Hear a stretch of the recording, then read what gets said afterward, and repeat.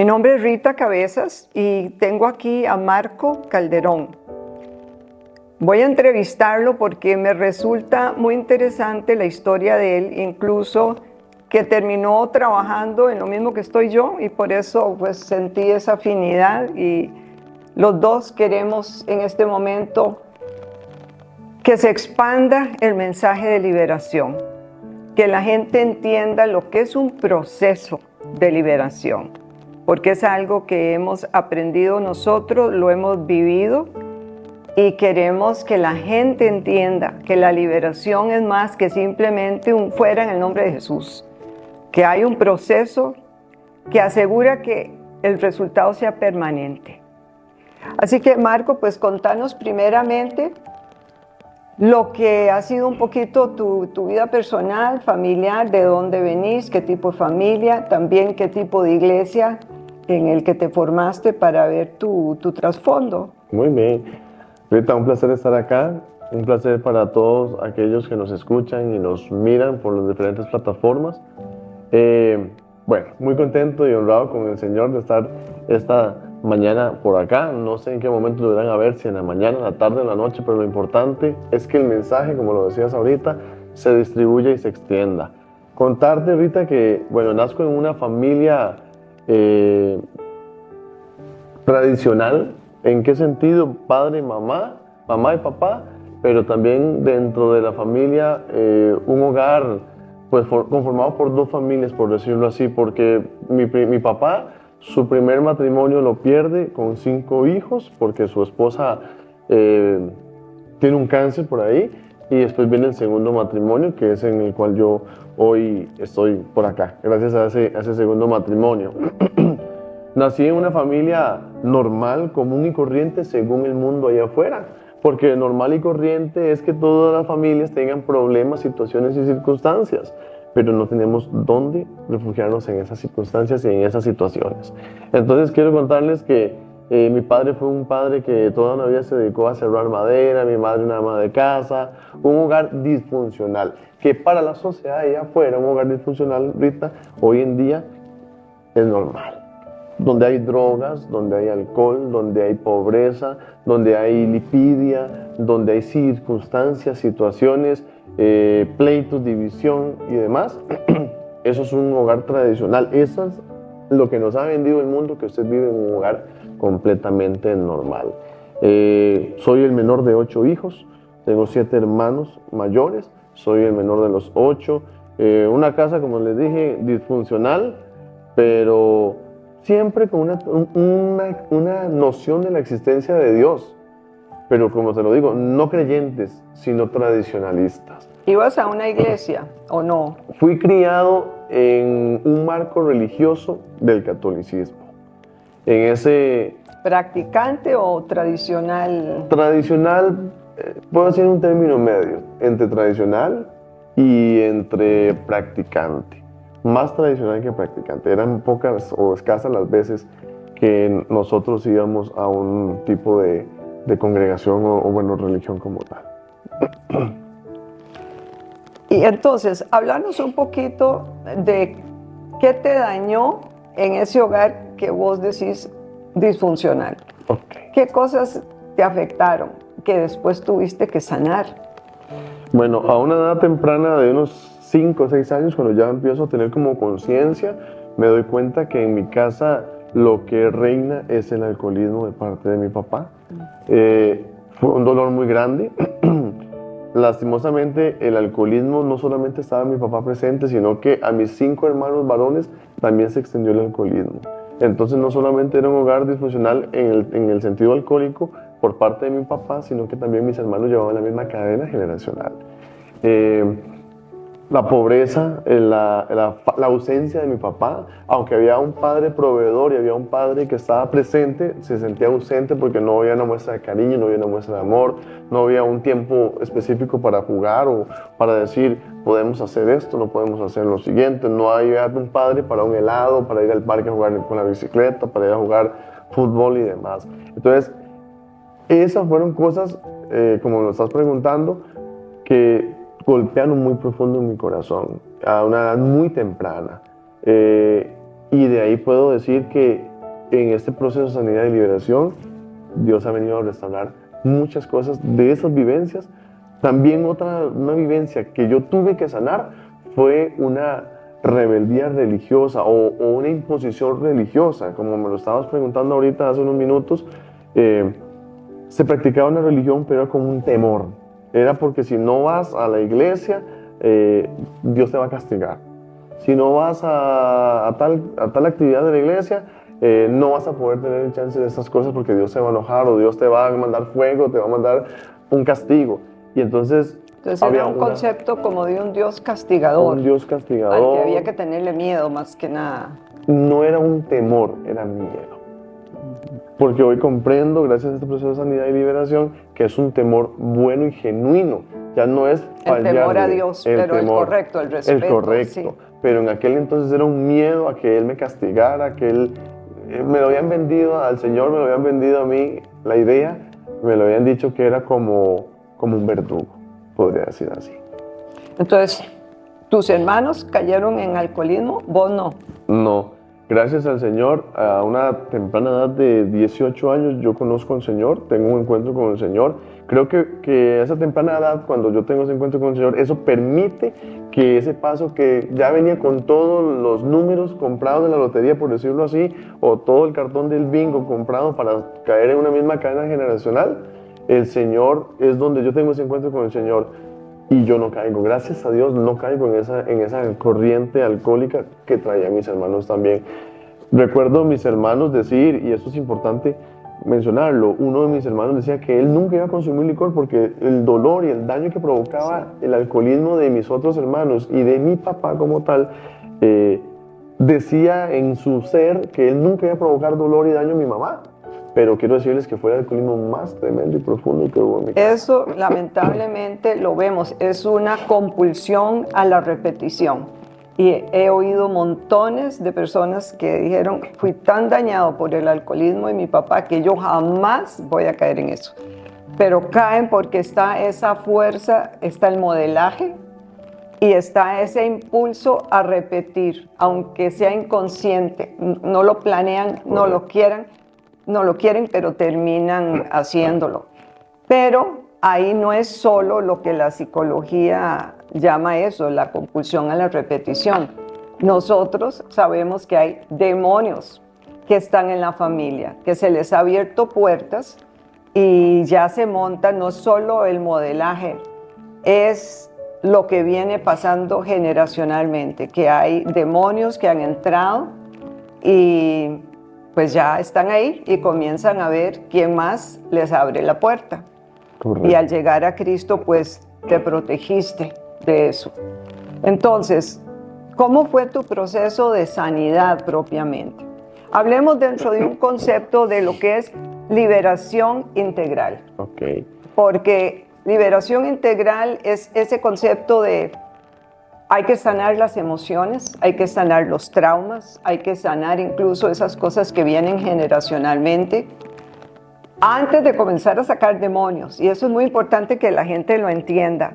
No comienza uno a sacar demonios así, no más, ¿verdad? ¿Por qué? Porque los demonios tienen sus asideros dentro de la persona. En el pecado, en lo que viene generacionalmente, en cosas aprendidas, en traumas, en trabajos de brujería que ha habido dentro de la familia, que también quisiera que te refieras a eso, si ha habido influencias de personas que iban a brujos, consultas a divinos, cosas así. Pues un proceso integral yo lo llegué a comprender en el momento en que empiezo a ser atendido por usted. Lastimosamente hoy en día allá afuera está un método, una metodología que la gente utiliza que creen que es echar puerta afuera nada más y eso es todo. Pero la misma palabra de Dios lo dice. Si no me equivoco, en Lucas 11:24 dice que el espíritu inmundo sale del cuerpo, va por lugares desérticos, a lugares desérticos y al no hallar lugar donde reposar, vuelve. Y esos asideros que vos mencionás es donde vuelven 7 peores porque eso nunca fue sano. Entonces, emocionalmente yo tenía que darme cuenta, o el Señor tenía que revelarme a través de un proceso integral de sanación y liberación, en la primera instancia, sanidad emocional. resentimientos contra papá, resentimientos contra mamá, preguntas, hablarle a quien me hirió, porque muchas veces sentimos, o yo en mi corazón yo pensaba y sentía y en mi mente que el reclamarle a una persona era un tipo de pecado, pero lo que me estaba generando era una amargura en mi corazón y guardándome un montón de emociones que yo necesitaba expresar. Y eso es muy importante decirlo porque hay gente que llega a un proceso y dicen, yo no quiero hablar mal de mi mamá. Dije, no, es que usted no es que viene a hablar mal de su mamá, es que viene a abrir las heridas. Y es importante que ella no está aquí, así que no le va a hacer ningún daño a ella. Pero eso está en su alma. Entonces necesita abrirse a hablarlo porque Dios nos dio métodos de desahogo. Y uno es hablar, el principal es hablar. También llorar y cosas así, pero poner en palabras es básico para que yo misma entienda, okay, ¿por qué tengo este daño? ¿Por qué soy así? ¿Por qué tengo este impulso? ¿Por qué me cuesta tal cosa? Y entonces, en un proceso, no es que usted viene a hablar mal de las personas de su familia. Usted lo que viene es a hablar la verdad, como usted la vivió. Correcto. Y eso es básico para el desahogo y la sanidad. Pues quiero contarte que una de las cosas que en mi mente se percibía era eso, que tal vez yo venía a hablar mal o como dice la palabra, honrar a padre y madre. Y yo pensaba que hablar una cosa que me hirió de mi papá o que me hirió de mi mamá o que me hirió de un hermano, de un vecino, de un familiar o persona llegada, era murmurar o era hasta deshonrarlos. Pero a través del proceso de sanidad integral me di cuenta que eso era necesario por el bien mío, por hacerme libre a mí mismo, expresar ese dolor, esa angustia, esa intranquilidad, esas emociones reprimidas que el mismo enemigo me había reprimido y que había tomado para hacer un campo de batalla en mi mente, en mi corazón y en mi cuerpo. Y que el escenario familiar normalmente no es conducente a hable lo que sienta, más bien trágueselo, porque Correcto. no queremos saberlo, ¿verdad? Básicamente. Entonces al niño no lo dejan opinar, no lo dejan decir lo que cree sobre tal punto, que una decisión que se está tomando. Y entonces, ¿qué hace uno? Reprimir, tragar. Y uno se vuelve como una olla de presión, lleno de toda esa carga. Y eso tiene que salir. Igual que una herida física, que hay que cortar y sacar lo que está podrido para que eso se sane. El alma se llena de toxinas a través de todo esto que traga, de todo esto que no expresamos y que la misma familia muchas veces, o sea, no le preguntan, ¿usted qué siente? ¿Usted qué opina? ¿Cómo se siente? No, eso no se pregunta, sino que es básicamente trágueselo, y más si ha habido como abuso emocional o un tirano, un ogro en la casa, que, ¿verdad? Entonces más bien es miedo, llegó, cállese, no digan nada. Y todo eso queda dentro, eso no se desaparece. Correcto. Se entierra en el inconsciente. Y ahí es donde entra la labor del Espíritu Santo, que nos ayuda. La psicología ayuda, pero la psicología no cura. Es Dios el que cura. Entonces necesitamos la ayuda del Espíritu Santo para abrir los recuerdos, para comenzar. Y la gente dice, pero es que no me acuerdo nada de 15 años para atrás. Le digo, bueno, comencemos a hablar, porque donde uno comienza a hablar es como que el inconsciente entiende, aquí hay un lugar seguro, aquí podemos abrirnos, aquí podemos hablar, y poco a poco comienzan a surgir los recuerdos, las emociones, los traumas, y así se va desenvolviendo el proceso. Como usted dice, es importante mencionar, la psicología acompaña y ayuda, mas no sana. No les he contado, pero les voy a contar. En mi experiencia, antes de llegar a este proceso, visité muchos psicólogos. Yo visité más de 30 psicólogos. ¿30? Ajá. No cristianos. No cristianos, correcto. Con un montón de teorías y líneas diferentes, Sí. en toda índole. Es que la psicología no es una ciencia así como que todos los psicólogos operan igual, cada uno. Hay muchas líneas teóricas y si uno va a 30 ya me imagino el enredo, porque cada uno tiene su postura, ¿verdad? Correcto. Quiero comentarles que dentro de esos procesos de psicología que yo recibí anteriormente a un proceso integral como este y a una atención con Rita, había una cosa muy diferente, porque cada vez que se tocaba un tema más bien se reprimía. No había opción de expulsarlo, no había opción de sanarlo, no había opción de expresarlo. Entonces más bien cada proceso psicológico me hacía a mí sentirme más culpable. Más culpable, me hacía sentirme que yo era el que tenía el problema, era yo. Tal vez algún psicólogo de los que me atendió me vaya a ver, pero quiero decirles que muchas veces era abrir un proceso más bien desgastante para mi mente, para mi corazón, que no llegaba a una solución. Entonces lo que sucedía era que se volvía a revolver o a recordar vivencias y sucesos tan difíciles que yo había experimentado, que no llegaban a un puerto seguro de decir, bueno, ok, estoy hablando esto para sanarlo, para libertar, para limpiar, no, sino que era un memorándum, un recordatorio de todas las vivencias que me hacían sentir una culpa.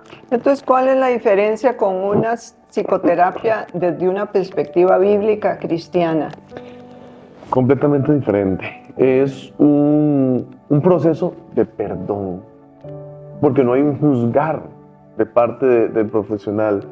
Hay una escucha activa, pero una profundización en perdonarse a sí mismo. Una de las cosas que dentro del proceso de sanidad integral, que no lo había visto en ningún otro lugar, o del proceso psicológico, es el perdón a uno mismo. Porque uno muchas veces cree que tiene que perdonar a todo el mundo, y sí, es correcto, es bueno hacerlo, y es necesario hacerlo, y el Señor lo hace como un mandato, Rita. Y hay una parte que nosotros como hijos de Dios no recibimos el perdón de Dios. Porque lo pedimos, muchas veces estamos pidiéndole a Dios perdón todo el tiempo. No lo pero cuando lo viene a dar el Señor, a veces lo dejamos de lado, no lo merezco. Hay mucha mentira en la mente del enemigo también que dicen, no lo mereces, te comportaste mal, lo hiciste mal, ¿por qué crees que te mereces esto? Y demás. Entonces, dentro del proceso integral de psicoterapia que me estabas comentando, que he recibido contigo, veo una diferencia completa porque hay un perdón completo y genuino dentro de mi corazón hacia mí mismo y hacia aquellas personas que me hicieron daño en algún momento. Hay que aclarar algo porque he visto que la práctica en las iglesias propiamente pone a la gente a perdonar de primera entrada, y eso no sirve porque primero la persona tiene que expresar el daño. No puede uno hacer un perdón tan generalizado que no llega a nada. Perdono a mi papá por todo el daño que me hizo. Eso es demasiado general, eso no llega a sanar. Y tampoco puede comenzar el proceso perdonando, porque primero hay que decir, uy, papá, usted me hizo tanto daño, es que yo me acuerdo aquella vez. Hay que expresarlo, sacarlo sin censura, que porque soy cristiano no puedo decir, uy, es que quisiera que te murieras. Y es que si eso es lo que siente, tiene que decirlo. No es que nos vamos a quedar ahí, pero si eso es lo que siente, diga lo que siente. Primeramente, saque la basura del alma, así como está. Después podemos ir llegando al perdón, pero si de primera entrada me ponen, perdone a su papá, y lo hace así, mucha gente dice, es que yo ya perdoné a mi papá, entonces ¿para qué voy a hablar de eso? Si lo perdonó, pero no sacó los traumas, no revivió el daño, entonces el orden no es el correcto. Correcto. Primero se saca el daño y después usted puede llegar al perdón. Una de las variantes que he visto en ese proceso de sanidad y liberación, es importante ahorita mencionarlo de la siguiente manera. Mucho cristiano hoy vive con un conflicto mental y religioso de que no se puede expresar o que las emociones no se pueden expresar. Si nosotros vamos al dato bíblico... Especialmente el enojo. El enojo. ¿Verdad? Como correcto. Que usted no puede enojarse. Y la palabra de Dios dice que tenemos derecho a enojarnos. Es más, un mandamiento, airaos, pero no pequéis. O sea, vean a ver cómo lo dicen. Correcto. Y Dios no peca. Exacto. Y dice que Él se enoja. Y si nosotros vamos al registro bíblico, Jesús lloró cuando Lázaro murió. Enfrente de todos y sabiendo que lo iba a resucitar, pero su Correcto. parte humana estaba dolida. Jesús, cuando lo perseguían los fariseos y los escribas y demás, siempre se volteó y con su enojo, pues le dijo no digamos groserías, le dijo sus verdades. Sí, le dijo bien fuerte. O sea, a nosotros nos dicen, vea, bueno, no ofenda, ¿verdad? Ajá. Diga la verdad, pero no insulta. Bueno, pero Jesús, ¿qué dijo? Raza de víboras Ajá. o sepulcros blanqueados. De ellos. Son palabras fuertes, pero son verdad. Correcto. Entonces, si nosotros vamos también más atrás al Antiguo Testamento, hay partes bíblicas donde se enciende la ira del Señor. La ira de Dios se enciende. Dios tiene compasión del pueblo Nínive por el ayuno que toman y demás. O sea, Dios siempre ha tenido un control, que fue una de las cosas también que yo aprendí a través de esto, de este proceso, es a tener un control de las emociones. Así es. Que las no emociones, tragárselas, ajá, no reprimirlas, pero sí, yo estoy en control. Las emociones no me controlan a mí. correcto. Entonces, he aprendido demasiado al control de emociones, cómo expresarlas, cómo dejar salir las cosas que me molestan, que me hacen sentir mal, que me hacen Y sentir cómo triste. decirlas, porque Correcto. ahí está el problema. La gente no aprende en su propio hogar, en su entorno, cómo expresar correctamente, por ejemplo, la ira. O se la traga o explota, y ninguna de las dos. O sea, lo que Correcto. Dios quiere es que uno aprenda a decir, estoy molesto, eso que dijiste, vieras cómo me afectó. O sea, no me gustó. Ve, ahí no lo estoy insultando, no le estoy gritando, pero estoy atendiendo el hecho de que lo que usted dijo me afectó y lo voy a expresar. Correcto. Es totalmente como vos lo decís. Ahora otra cosa, hablando de asideros, que vos me mencionabas los asideros. No conocía los asideros cuando llegué al proceso de sanidad contigo. Explica el concepto asideros. Lo voy a explicar a una manera un poco más visual, por decirlo así. Imaginemos que nosotros ponemos un trozo de carne en un gancho afuera de nuestra casa. Tenemos ese trozo de carne ahí. Con el pasar de los días, 2, 3 días, empieza a ponerse mala la carne y empiezan a llegar todo un montón de plagas. Moscas, ratones, cucarachas, palomitas y una serie de plagas y demás. Eso es muy fácil agarrar un baigón y echarle un poco, pero el trozo de carne sigue estando ahí y van a venir más plagas. Cuando no hay un proceso de sanidad y los asideros no son cerrados, no son sanados, lo que sucede es que la contaminación espiritual va a seguir y va a seguir y va a seguir. Hasta la sanidad emocional sería que vos tomes ese trozo de carne, lo envuelvas en una bolsa y lo tires al camión de la basura y se desapareció. Porque eso es lo que O sea, hay que pretende. sacarlo, hay que deshacerse de eso. Hay que deshacerse No es de darle eso. como un barnicito. No es limpiarlo, no es echarle baigón para las plagas, es sacarlo, limpiarlo, desecharlo, deshacerse de él. Eso sería lo importante en el proceso. O sea, los asideros, llamamos asideros emocionales, digamos, porque hay asideros emocionales y espirituales, pero los asideros es como la raíz de lo que se agarra el demonio para poder estar ahí. Es de lo que tienen derecho, porque en lo que está sano un demonio no puede trabajar. Él puede trabajar en lo que está irresuelto, en lo que está dañado. Y esas raíces, por eso tienen que ser, las cosas tienen que ser arrancadas con tu raíz. Es como una mala hierba, si usted nada más la corta, vuelve a echar su planta, ¿verdad? Sus hojas. Entonces, necesitamos sacar y necesitamos poner algo en su lugar. Eso es ese versículo que dijiste, que Jesús dijo, si el demonio sale y ustedes no llenan la casa, ¿qué es llenar la casa? Tiene que resolver el asunto y poner ya eso bajo el señorío y la cobertura de Dios, y entonces ya la casa se llena. Incluso es muy importante cuando un demonio se saca, apenas sale, decirle, Espíritu Santo, ese espacio que estaba ocupado por ese demonio, llénalo tú, porque no puede quedar vacía. Jesús fue muy claro en eso. Y eso a veces no, yo creo que la mayoría de la gente no lo hace.